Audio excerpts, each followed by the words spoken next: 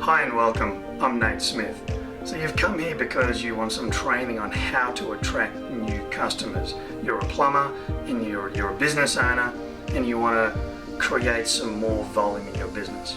So let's start off with asking yourself, why do you want to attract more customers? And let's explore that for a little bit.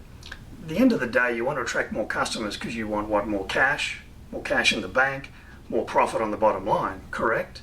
So if that's the true reason why you want to attract more customers, we're going to look at a few areas today that cover some other ways besides just doing marketing to bring in those new customers.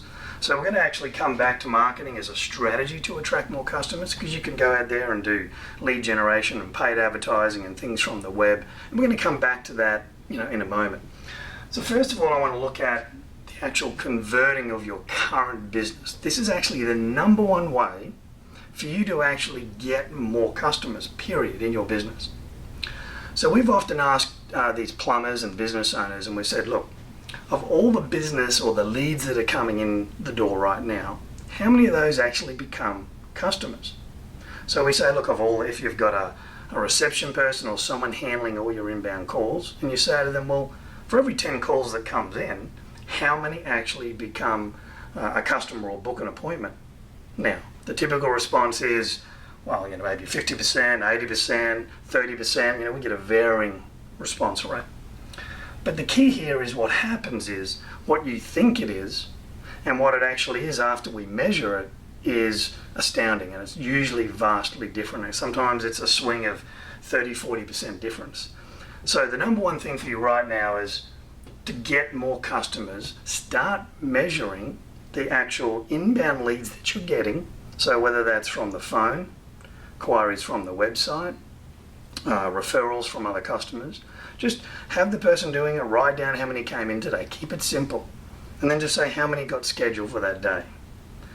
And you'll find by just starting to measure that, you'll see a dramatic improvement in the number of schedule you have and start to fill up that pipeline of your team. Now, if you're in a both residential and commercial business, the other secret to this conversion is how many bids are you sending out for some of your plumbing work if you happen to do commercial. You're measuring what's coming back to you. And what are you doing? What's this development person you've got, or the estimator? How well is their relationships on converting these bids into actual sales? So definitely make sure you're measuring that.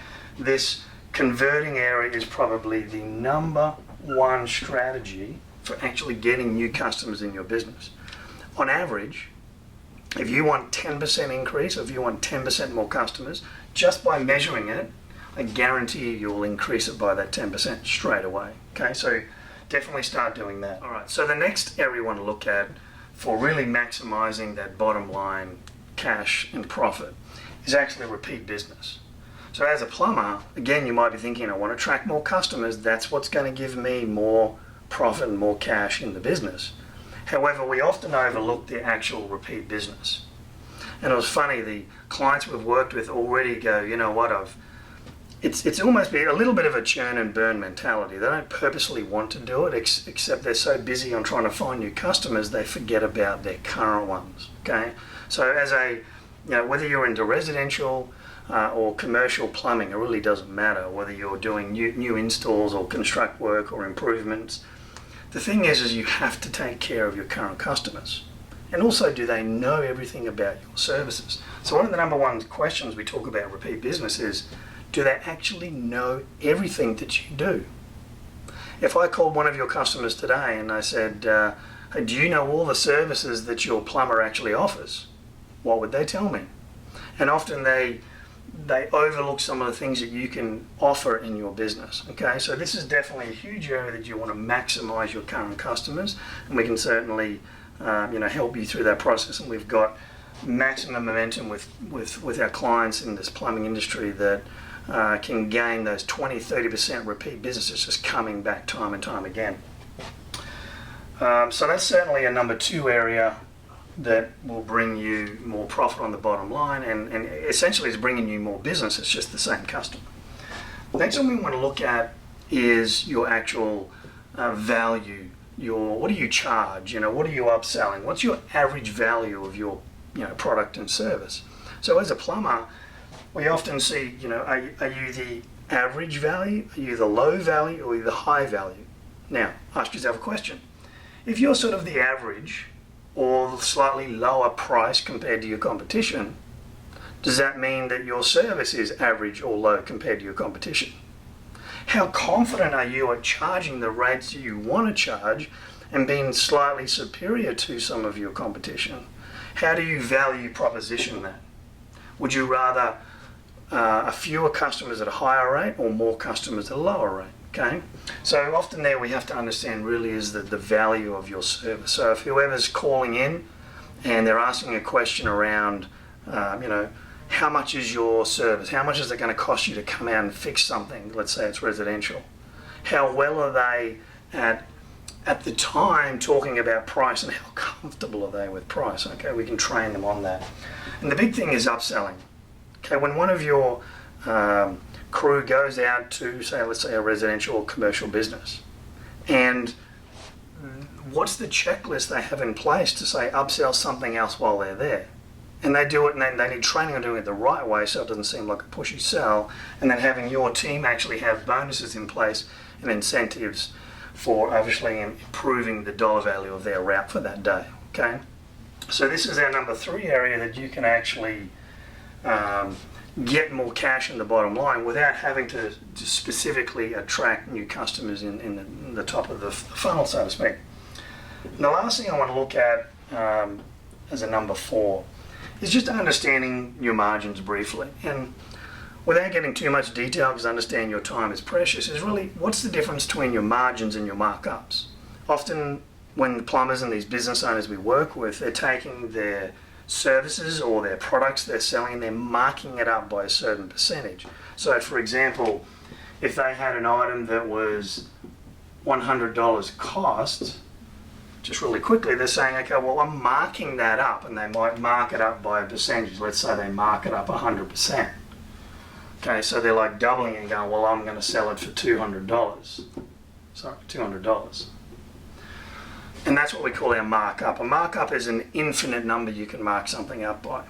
The thing you have to understand is that's not margin. Margin is the profit you're making on that particular product. So we should be going, what's the profit you're going to make on it? So let's say you do sell it for $200. Okay, you're now making a $100 profit on that. So it's actually a 100%.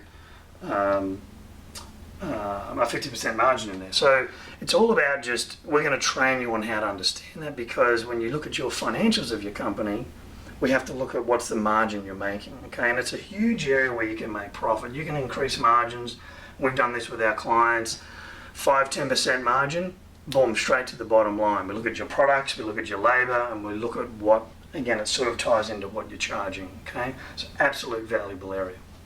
All right, so again, why are you here? And you wanted to attract more customers. And we talked about that the reason why is you want more cash, more money in the bank, more things you can do with your family, more time, take vacations, right? You want that cash to do those things. So then ultimately we loop back to, it's funny, you look here, number 5 strategy we look at is actually now specifically to do with marketing.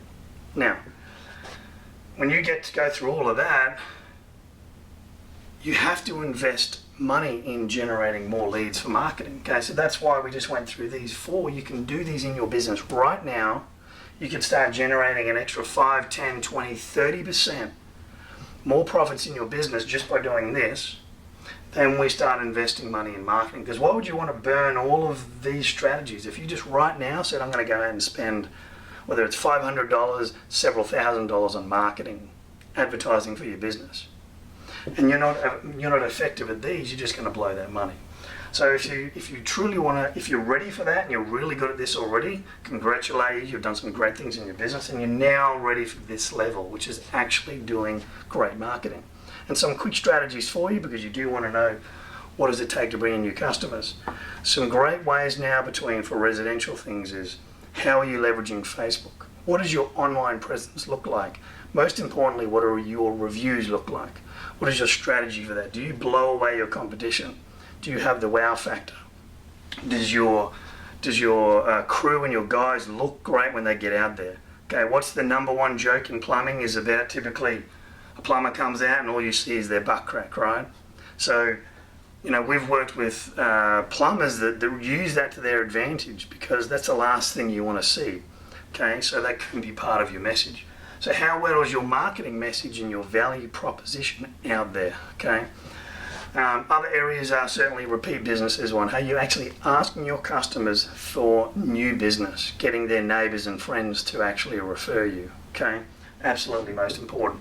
And it just comes back to having a marketing strategy and a plan and actually test and measuring what's happening in your business. And depends on what you're willing to spend, and then it comes down to acquisition cost. Would you right now spend $100 to buy a customer?